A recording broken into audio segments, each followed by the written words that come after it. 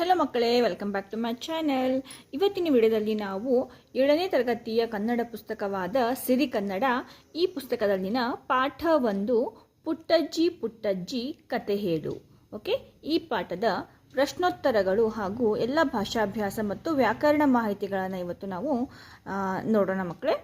ಫಸ್ಟಿಗೆ ನಾವು ಅಭ್ಯಾಸವನ್ನು ನೋಡೋಣ. ಅದರಲ್ಲಿ ಮುಖ್ಯ ಪ್ರಶ್ನೆ ಕೊಟ್ಟಿರುವ ಪ್ರಶ್ನೆಗಳಿಗೆ ಒಂದು ವಾಕ್ಯದಲ್ಲಿ ಉತ್ತರಿಸಿ ಅಂತ ಇದೆ ಮಕ್ಕಳೇ.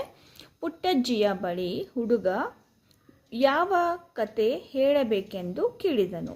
ಓಕೆ, ಪ್ರಶ್ನೆ 1 ಇದು.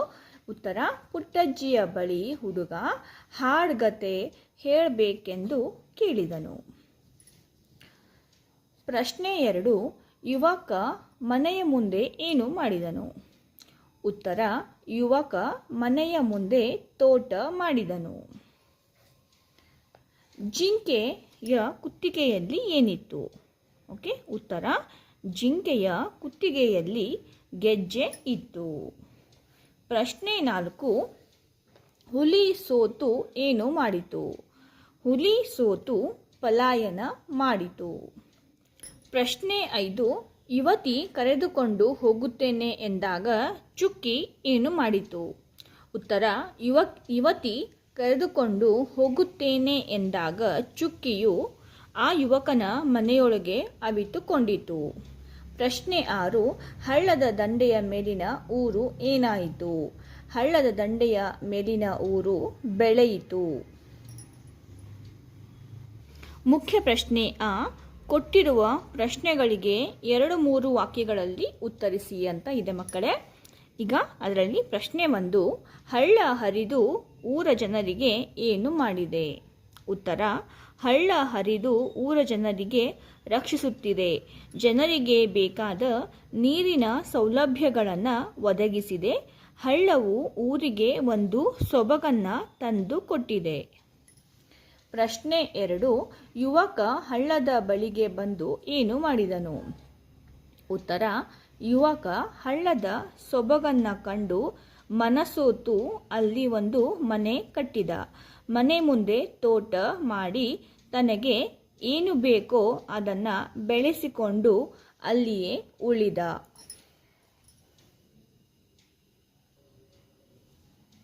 ಪ್ರಶ್ನೆ 3: ಹುಲಿ ಮತ್ತು ಯುವಕನ ನಡುವೆ ನಡೆದ ಸಂಭಾಷಣೆ ಏನು. ಉತ್ತರ: ಹುಲಿ: ಏಯ್ ಯುವಕ, ಈ ಜಿಂಕೆ ನನ್ನ ಆಹಾರ. ನೀನು ಇದಕ್ಕೆ ರಕ್ಷಣೆ ನೀಡಿದರೆ ಅದು ಅರಣ್ಯ ನಿಯಮಕ್ಕೆ ವಿರೋಧವಾಗುತ್ತದೆ. ಜಿಂಕೆಯನ್ನು ಬಿಟ್ಟು ಬಿಡು ಎಂದಿತು. ಆಗ ಯುವಕನು, ನೋಡು, ಇದು ಅರಣ್ಯದ ಜಿಂಕೆಯಲ್ಲ, ಯಾರೋ ಸಾಕಿದ ಪ್ರಾಣಿ. ಇದರ ಕುತ್ತಿಗೆಯಲ್ಲಿ ಗೆಜ್ಜೆ ಇದೆ. ಯಾರೋ ಸಾಕಿದ ಪ್ರಾಣಿಯನ್ನು ಕೊಲ್ಲಲು ನಿನಗೆ ಅಧಿಕಾರವಿಲ್ಲ ಎಂದನು.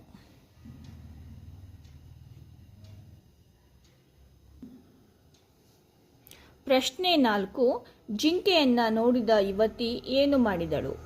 ಜಿಂಕೆಯನ್ನು ನೋಡಿದ ಯುವತಿ ಓಡಿ ಹೋಗಿ ಜಿಂಕೆಯನ್ನು ತಬ್ಬಿ ಹಿಡಿಯುತ್ತಾಳೆ. ಜಿಂಕೆ ಅವಳ ಕೈ ನೆಕ್ಕುತ್ತದೆ. ಅವಳ ಮೈಗೆ ತನ್ನ ಮೈ ತಿಕ್ಕುತ್ತದೆ. ಆಕೆ ಜಿಂಕೆಯ ಮುಖಕ್ಕೆ ತನ್ನ ಮುಖ ತಾಗಿಸಿ ಅಳುತ್ತಾಳೆ. ಪ್ರಶ್ನೆ 5: ಯುವಕ ಚುಕ್ಕಿಯ ಬಗೆಗೆ ಯುವತಿಗೆ ಏನು ಹೇಳಿದನು. ಉತ್ತರ: ಯುವಕ ತಾನು ಚುಕ್ಕಿಯನ್ನು ಉಳಿಸಿದ ಕತೆ ಹೇಳಿದ. ಹುಲಿಯು ತನಗೂ ನಡೆದ ಹೋರಾಟದಲ್ಲಿ ತನಗಾದ ಗಾಯಗಳನ್ನು ತೋರಿಸಿದ. ಚುಕ್ಕಿಯು ಕಾಡಿನಲ್ಲಿ ಮದ್ದು ಮಾಡಿ ಉಪಚರಿಸಿದ್ದನ್ನು ಹೇಳಿದನು. ಮುಖ್ಯ ಪ್ರಶ್ನೆ ಈ ವಾಕ್ಯಗಳನ್ನು ಯಾರು ಯಾರಿಗೆ ಹೇಳಿದರು ಎಂಬುದನ್ನು ಬರೆಯಿರಿ. ಫಸ್ಟ್ 1: ಯಾವುದಾದರೊಂದು ಹಾಡ್ಗತೆ ಹೇಳು. ಈ ವಾಕ್ಯವನ್ನು ಹುಡುಗನು ಪುಟ್ಟಜ್ಜಿಗೆ ಹೇಳಿದನು. ಸೆಕೆಂಡ್ 1: ಏಯ್ ಯುವಕ, ಈ ಜಿಂಕೆ ನನ್ನ ಆಹಾರ. ಈ ಮಾತನ್ನು ಹುಲಿಯು ಯುವಕನಿಗೆ ಹೇಳಿತು. ಥರ್ಡ್ 1: ಇದು ಸಾಕಿಕೊಂಡ ಜಿಂಕೆ. ಈ ಮಾತನ್ನು ಯುವತಿಯು ಯುವಕನಿಗೆ ಹೇಳಿದಳು. ಫೋರ್ತ್ 1: ನಾನು ಚುಕ್ಕಿಯನ್ನು ಬಿಟ್ಟು ಇರಲಾರೆ. ಈ ಮಾತನ್ನು ಯುವತಿಯು ಯುವಕನಿಗೆ ಹೇಳಿದಳು. ಫೋರ್ತ್ 1 ಅಂದರೆ 4ನೆಯ ಮುಖ್ಯ ಪ್ರಶ್ನೆ: ಕೆಳಗೆ ನೀಡಿದ ಸೂಚನೆಯಂತೆ ಉತ್ತರ ಬರೆಯಿರಿ ಅಂತ ಇದೆ. ಫಸ್ಟ್ 1: ಈ ಪಾಠದಲ್ಲಿ ಬಂದಿರುವ ಪ್ರಾಣಿಗಳ ಹೆಸರನ್ನು ಪಟ್ಟಿ ಮಾಡಿ ಅಂತ ಇದೆ ಮಕ್ಕಳೇ. ಇದರಲ್ಲಿ ಬಂದಿರುವಂತಹ ಪ್ರಾಣಿಗಳು ಹುಲಿ, ಚಿರತೆ, ಕಾಡು ಕೋಣ, ಆನೆ ಮತ್ತು ಜಿಂಕೆ. ಇವು ಈ ಪ್ರಾಣಿಗಳು ಈ ಪಾಠದಲ್ಲಿ ಬಂದಿರುವಂತಹ ಪ್ರಾಣಿಗಳು. ಸೆಕೆಂಡ್ ಒನ್, ಈ ಪಾಠದಲ್ಲಿ ಬಂದಿರುವ ವ್ಯಕ್ತಿಗಳ ಹೆಸರನ್ನು ಪಟ್ಟಿ ಮಾಡಿ ಅಂತ ಇದೆ. ಈ ಪಾಠದಲ್ಲಿ ಬಂದಿರುವಂತಹ ವ್ಯಕ್ತಿಗಳು ಪುಟ್ಟಜ್ಜಿ ಮತ್ತು ಹುಡುಗ. ಓಕೆ. ಥರ್ಡ್ ಒನ್, ಅಜ್ಜಿ ಮತ್ತು ಕತೆ ಹೇಳುವ ಹುಡುಗನ ಸಂಭಾಷಣೆಯನ್ನು ಬರೆಯಿರಿ ಅಂತ ಇದೆ. ಹುಡುಗ: ಪುಟ್ಟಜ್ಜಿ ಪುಟ್ಟಜ್ಜಿ ಕತೆ ಹೇಳುತ್ತೀಯ? ಅಜ್ಜಿ: ಬಾ ಮಗ ಹೇಳ್ತೀನಿ ಒಳ್ಳೆಯದೊಂದು ಕತೆಯ. ಅಜ್ಜಿ: ಯಾವ ಕತೆ ಹೇಳಲಿ? ಹುಡುಗ: ಯಾವುದಾದರೂ ಒಂದು ಹಾಡುಗತೆ ಹೇಳು. ಇದಿಷ್ಟು ಅಜ್ಜಿ ಮತ್ತು ಹುಡುಗನ ನಡುವೆ ನಡೆದಂತಹ ಸಂಭಾಷಣೆ. ನಾಲ್ಕನೇದ್ದು, ಯುವಕ ಮತ್ತು ಯುವತಿಯ ನಡುವೆ ನಡೆದ ಸಂಭಾಷಣೆಯನ್ನು ಬರೆಯಿರಿ ಅಂತ ಇದೆ. ಯುವಕ ಯುವತಿ ಎದುರಾದಾಗ. ಯುವತಿ: ಇದು ನಾನು ಸಾಕಿಕೊಂಡ ಜಿಂಕೆ. ಚುಕ್ಕಿಯ ಗುರುತಿಗೆ ಇದಕ್ಕೆ ನಾನು ಚುಕ್ಕಿ ಎಂದು ಕರೆಯುತ್ತೇವೆ. ಹುಲಿ ಅಟ್ಟಿಸಿಕೊಂಡು ಹೋದಾಗ ಇದರ ಕತೆ ಮುಗಿಯಿತು ಎಂದುಕೊಂಡಿದ್ದೆವು. ಆದರೆ ನನಗೆ ನಂಬಿಕೆ ಇತ್ತು, ಇದು ನನಗೆ ಸಿಕ್ಕಿದೆ. ಯುವಕ: ಒಂದು ದಿನ ಈ ಜಿಂಕೆ ಹುಲಿಯಿಂದ ತಪ್ಪಿಸಿಕೊಂಡು ಓಡಿ ಬಂತು. ತುಂಬ ಗಾಬರಿಯಾಗಿತ್ತು. ನಂತರ ಹಿಂದೆಯೇ ಹುಲಿ ಬಂದಿತು. ಹುಲಿ ಹೋರಾಟದಲ್ಲಿ ತನಗಾದ ಗಾಯಗಳನ್ನು ತೋರಿಸಿದ. ಯುವತಿ: ಚಿಕ್ಕಂದಿನಿಂದ ಚುಕ್ಕಿ ನಮ್ಮ ಮನೆಯಲ್ಲಿಯೇ ದೊಡ್ಡದಾಗಿದೆ. ನಾನು ಚುಕ್ಕಿಯನ್ನು ಬಿಟ್ಟು ಇರಲಾರೆ. ಇದನ್ನು ಮನೆಗೆ ಕರೆದೊಯ್ಯುತ್ತೇನೆ. ಯುವಕ: ನಾನು ಅದನ್ನು ಬಿಟ್ಟು ಇರಲಾರೆ. ಹುಲಿ ಬಾಯಿಂದ ಅದನ್ನು ಕಾಪಾಡಿದ್ದೇನೆ. ಈಗ ನಿನಗೆ ಇದನ್ನು ಕೊಡಲಾರೆ. ಯುವತಿ: ಹಾಗಾದರೆ ನಾನು ಇಲ್ಲಿಯೇ ಇರುತ್ತೇನೆ ಚುಕ್ಕಿಯ ಜೊತೆಯಲ್ಲಿ ಎಂದು ಹೇಳಿ ಮನೆಯೊಳಗೆ ಹೋಗಿ ಚುಕ್ಕಿಯನ್ನು ಅಪ್ಪಿಕೊಂಡಳು. ಮುಖ್ಯ ಪ್ರಶ್ನೆ ಉ. ಕೆಳಗಿನ ಪದಗಳಿಗೆ ಅರ್ಥ ಬರೆಯಿರಿ ಅಂತ ಇದೆ. ಪೊರೆ: ರಕ್ಷಿಸು, ಸಲಹು, ಕಾಪಾಡು. ಪ್ರಾಣಿ ಗಿಂಡಿ: ಕಾಡಿನಲ್ಲಿರುವ ನೀರು ತುಂಬಿದ ಹಳ್ಳ. ಭಯ: ಹೆದರಿಕೆ, ಅಂಜಿಕೆ. ತೊಗಟೆ: ಮರದ ಸಿಪ್ಪೆ. ಮದ್ದು: ಔಷಧಿ. ಯಾವತ್ತಾರು: ಯಾವತ್ತಾದರೂ, ಇನ್ನೊಂದು ದಿನ.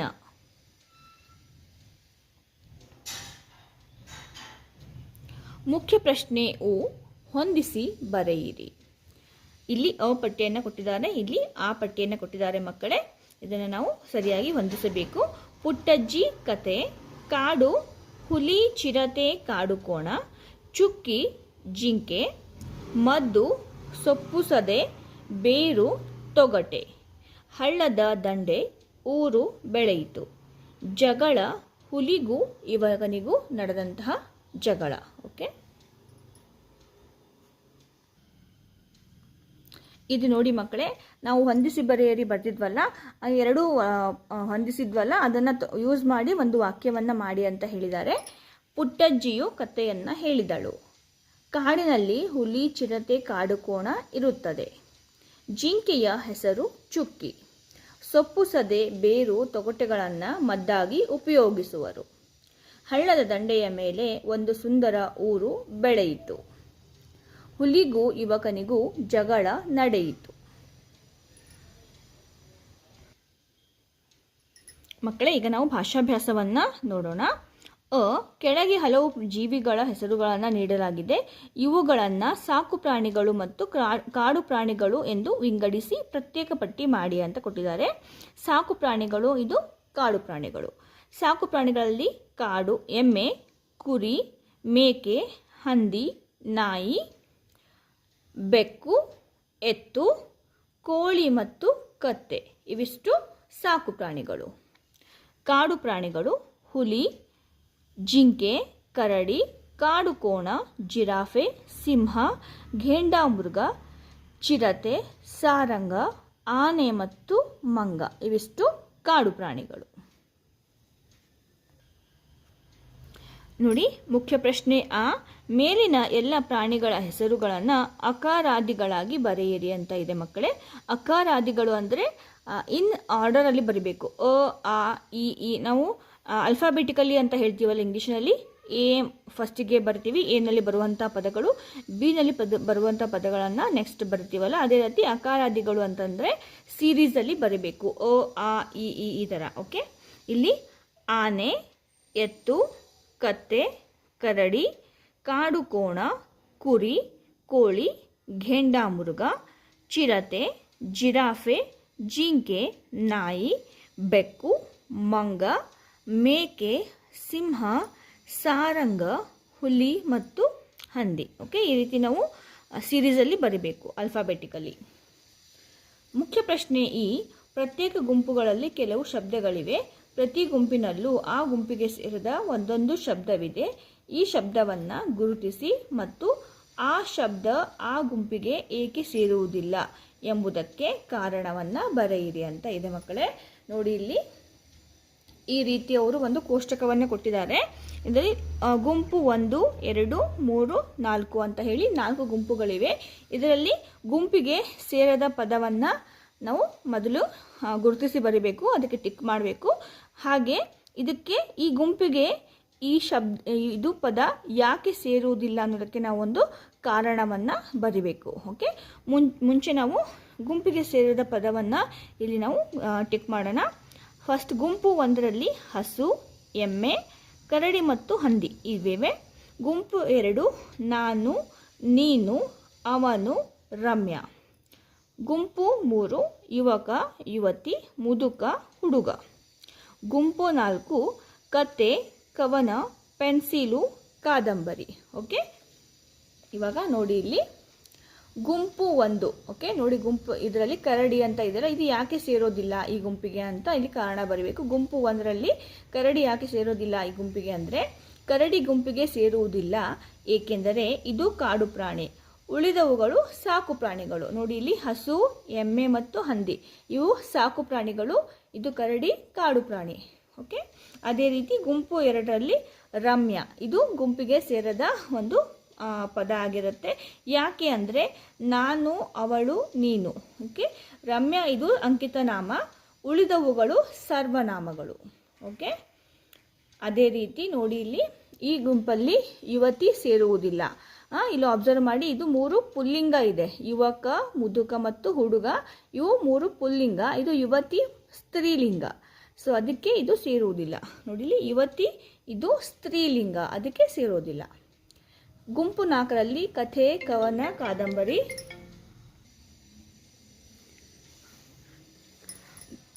ಗುಂಪು 4 ಕತೆ, ಕವನ, ಕಾದಂಬರಿ ಅಂತ ಇದೆ ಮಕ್ಕಳೇ. ಕತೆ, ಕವನ, ಕಾದಂಬರಿ ಆ್ಯಕ್ಚುಲಿ ಇವೆಲ್ಲ ಒಂದೇ. ಗುಂಪು 4 ಕತೆ, ಕವನ, ಕಾದಂಬರಿ, ಪೆನ್ಸಿಲು ಅಂತ ಇದೆ. ಇದರಲ್ಲಿ ಗುಂಪಿಗೆ ಸೇರಿದ ಪದ ಪೆನ್ಸಿಲು, ಇದು ಬರೆಯುವ ವಸ್ತು, ಸಾಹಿತ್ಯವಲ್ಲ. ಓಕೆ, ಈಗ ವ್ಯಾಕರಣ ಮಾಹಿತಿಯನ್ನು ನೋಡೋಣ ಮಕ್ಕಳೇ. ಫಸ್ಟ್ ಒನ್, ಕಥೆಯಲ್ಲಿ ಇರುವ ಯುವಕ, ಯುವತಿ, ಕತೆಗಾರ, ಹಳ್ಳಿ, ನದಿ ಇವುಗಳಿಗೆ ಅಂಕಿತನಾಮವನ್ನು ಬರೆಯಿರಿ ಅಂತ ಇದೆ ಮಕ್ಕಳೇ. ಯುವಕ, ಯುವತಿ, ಕತೆಗಾರ, ಹಳ್ಳಿ ಮತ್ತು ನದಿ. ಓಕೆ, ಇವುಗಳಿಗೆ ಅಂಕಿತನಾಮಗಳು. ಯುವಕ ಅರುಣ, ಯುವತಿ ತನ್ವಿ, ಕತೆಗಾರ ಶ್ರೀನಿವಾಸ, ಹಳ್ಳಿ ಹೊಸರಿತ್ತಿ, ನದಿ ಕಾವೇರಿ. ಈ ರೀತಿ ಅಂಕಿತನಾಮವನ್ನು ಬರಿಬೇಕು ಮಕ್ಕಳೇ. ಇದರಲ್ಲಿ ಮುಖ್ಯ ಪ್ರಶ್ನೆ 2, ಅಂಕಣದಲ್ಲಿರುವ ಪದಗಳಲ್ಲಿ ರೂಢನಾಮ ಮತ್ತು ಅಂಕಿತನಾಮಗಳನ್ನು ಗುರುತಿಸಿ ಪ್ರತ್ಯೇಕವಾಗಿ ಪಟ್ಟಿ ಮಾಡಿ ಅಂತ ಇದೆ ಮಕ್ಕಳೇ. ಅವರು ಒಂದಿಷ್ಟು ಲಿಸ್ಟನ್ನು ಕೊಟ್ಟಿದ್ದಾರೆ, ಅದರಲ್ಲಿ ನಾವು ಈ ರೀತಿ ಪಟ್ಟಿ ಮಾಡಬೇಕು. ರೂಢನಾಮಗಳು ಅಟ್ಟ, ಕಾವ್ಯ, ಅತ್ತೆ, ರವಿ, ಅಕ್ಕಿ, ಆಟ, ಆಡು, ಆಕಾರ, ಊಟ, ಉಪ್ಪು, ಓತಿಕೇತ, ಕಮಲ, ಗಂಟೆ, ಸಂತೆ, ಬೆಂಚು, ಪುಸ್ತಕ. ಇವಿಷ್ಟು ರೂಢನಾಮಗಳು. ಅಂಕಿತ ನಾಮಗಳು ಅಮರ, ಅರುಣ, ಆರತಿ, ಊರ್ವಶಿ, ಕಪಿಲ್, ಗಣೇಶ, ಸಮೀರ್, ಸ್ವರೂಪ್, ಫಾತಿಮಾ, ಇಕ್ವಾಲ್, ಶಾಂತಿ ಮತ್ತು ವಿಜಯ. ಇವಿಷ್ಟು ಅಂಕಿತ ನಾಮಗಳು.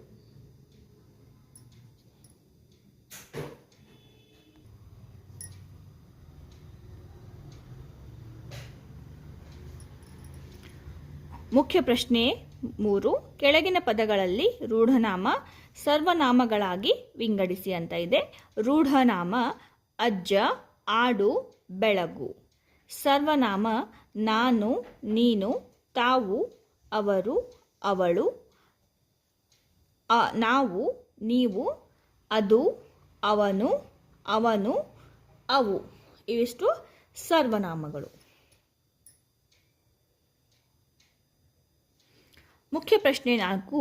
ಕೆಳಗಿನ ವಾಕ್ಯಗಳಲ್ಲಿ ಕಾಣುವ ಸರ್ವನಾಮಗಳ ಬದಲಿಗೆ ನಿಮಗೆ ಇಷ್ಟವಾದ ಹೆಸರಿಟ್ಟು ವಾಕ್ಯಗಳನ್ನು ರಚಿಸಿ ಅಂತ ಇದೆ. ನೋಡಿ, ಫಸ್ಟ್ ಒನ್, ನಾನು 7ನೇ ತರಗತಿಯ ವಿದ್ಯಾರ್ಥಿ. ಓಕೆ, ಇಲ್ಲಿ ನಾನು ಅಂತ ಇದೆ ಅಲ್ಲ, ಇದಕ್ಕೆ ನಾವು ಬೇರೆ ಯಾವುದಾದ್ರೂ ಹೆಸರನ್ನು, ಸರ್ವನಾಮ ಬದಲಿಗೆ ಯಾವುದಾದರೂ ಹೆಸರಿಟ್ಟು ವಾಕ್ಯಗಳನ್ನು ರಚಿಸಿ ಅಂತ ಹೇಳಿದ್ದಾರೆ. ಇದು ಸರ್ವನಾಮ ಅಲ್ಲ, ಇದರಲ್ಲಿ ಇದು ನಾನು. ಇದರ ಬದಲಾಗಿ ನಾವೇನು ಮಾಡಬೇಕು, ಯಾವುದಾದ್ರೂ ಹೆಸರನ್ನು ಇಟ್ಟುಬಿಟ್ಟು ಅದಕ್ಕೆ ನಾವು ವಾಕ್ಯವನ್ನು ಮಾಡಬೇಕು. ಮಾನ್ವಿ 7ನೇ ತರಗತಿಯ ವಿದ್ಯಾರ್ಥಿ. ನೀನು 8ನೇ ತರಗತಿಯಲ್ಲಿ ಓದುತ್ತಿರುವೆ. ಕೀರ್ತನ 8ನೇ ತರಗತಿಯಲ್ಲಿ ಓದುತ್ತಿರುವೆ. ನಾವು ಸಂಜೆಯ ವೇಳೆಯಲ್ಲಿ ಆಡುತ್ತೇವೆ. ತನ್ವಿ, ಮಾನ್ವಿ ಹಾಗೂ ನಾನು ಸಂಜೆಯ ವೇಳೆಯಲ್ಲಿ ಆಡುತ್ತೇವೆ. 4th ಒನ್, ಅವನು ನನ್ನ ಸ್ನೇಹಿತ. ಪವನ ನನ್ನ ಸ್ನೇಹಿತ. 5th ಒನ್, ಅವಳು ನನ್ನ ತಂಗಿ. ಪಲ್ಲವಿ ನನ್ನ ತಂಗಿ. ಅವರು ನನ್ನ ತಂದೆ. ನಾರಾಯಣರಾವರು ನನ್ನ ತಂದೆ. ಅದು ಹಣ್ಣನ್ನು ತಿನ್ನುತ್ತದೆ. ಗಿಳಿ ಹಣ್ಣನ್ನು ತಿನ್ನುತ್ತದೆ. ಅವು ಕಾಳನ್ನು ತಿನ್ನುತ್ತವೆ. ಕಾಗೆಗಳು ಕಾಳನ್ನು ತಿನ್ನುತ್ತವೆ. ಹಾಗಾದರೆ ಮಕ್ಕಳೇ, ಇಲ್ಲಿಗೆ ನಮ್ಮ ಪುಟ್ಟಜ್ಜಿ ಕತೆ ಹೇಳು ಈ ಪಾಠದ ಎಲ್ಲ ಪ್ರಶ್ನೋತ್ತರಗಳು, ಭಾಷಾಭ್ಯಾಸ ಹಾಗೂ ವ್ಯಾಕರಣ ಮಾಹಿತಿ ಎಲ್ಲ ಕಂಪ್ಲೀಟ್ ಆಗಿದೆ ಮಕ್ಕಳೇ. ಐ ಹೋಪ್ ನಿಮಗೆ ಈ ವಿಡಿಯೋ ಇಷ್ಟ ಆಗಿದೆ ಅಂತ ಭಾವಿಸ್ತೀನಿ. ಈ ರೀತಿಯ ಹೆಚ್ಚಿನ ಕನ್ನಡ ನೋಟ್ಸ್ಗಳಿಗಾಗಿ ನಮ್ಮ ಚಾನಲನ್ನು ಸಬ್ಸ್ಕ್ರೈಬ್ ಮಾಡ್ಕೊಳ್ಳೋದನ್ನು ಮರಿಬೇಡಿ. ಮತ್ತೆ ಸಿಗೋಣ ಮುಂದಿನ ಪಾಠದ ಕನ್ನಡ ನೋಟ್ಸ್ದೊಂದಿಗೆ ಮಕ್ಕಳೇ. ಅಲ್ಲಿವರೆಗೂ ಟೇಕ್ ಕೇರ್. ಬಾಯ್ ಬಾಯ್. ಗುಡ್ಡು, ತನ್ವಿ.